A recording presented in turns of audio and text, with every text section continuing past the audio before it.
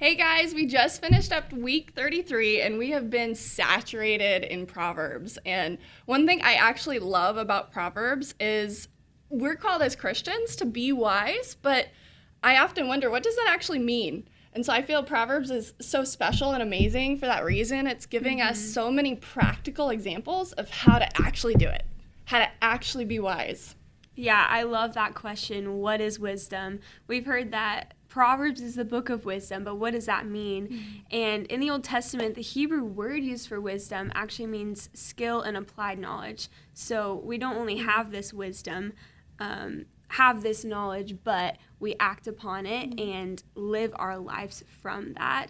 And I know for me and Ariana, we have been impacted personally by so many different Proverbs over our lifetime, and one that has always stuck out to me is Proverbs 16:9, and I want to read it. It says, "In their hearts humans plan their course, but the Lord establishes their steps." And this really has been a life verse for me. Anytime that big decisions or anything like that overwhelms me, I can just have peace knowing that if I put my trust in the Lord and submit my plans to Him, then He will establish my steps.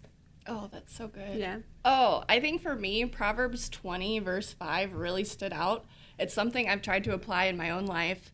So it says, "Though counsel lies deep within the heart, a person of understanding will draw it out." So you get this picture of like a well. Yeah. It takes a little bit of effort to get that water out. It's dark down there, so it's not obvious. But once you put in that effort, you get this refreshing drink of cold water. And so even practically, you just think how Solomon was probably echoing his dad's prayer of, "Lord, search my heart. You know me." So I can see it both as a reflection internally of, "Lord, you know me better than I know myself. Help me to understand what's going on inside of me." And just inviting the Lord and into what's going on in your heart, that's so relational and it's so personal. And also it's God inviting us to get to know Himself better and others by even being a part of a church body. We are surrounded by a wealth of wisdom, a wealth of insight and experiences. And so practically, how can you draw that out of other people?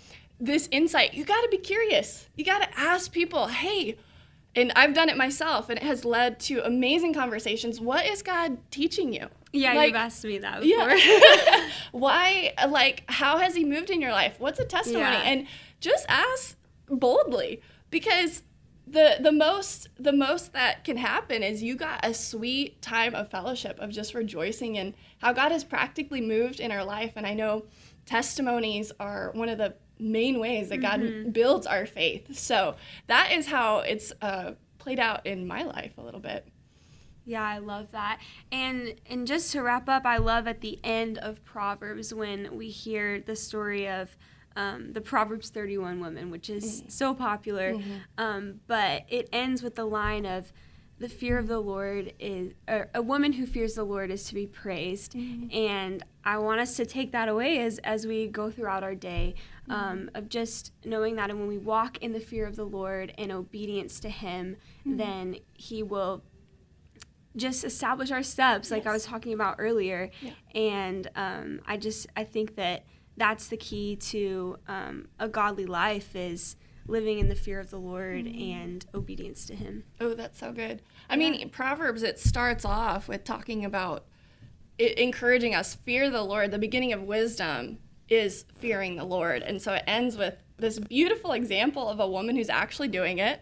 She's a busy lady. I don't think we have to do that all, selling real estate or anything to be as wise as she is, because her attractiveness comes from her character.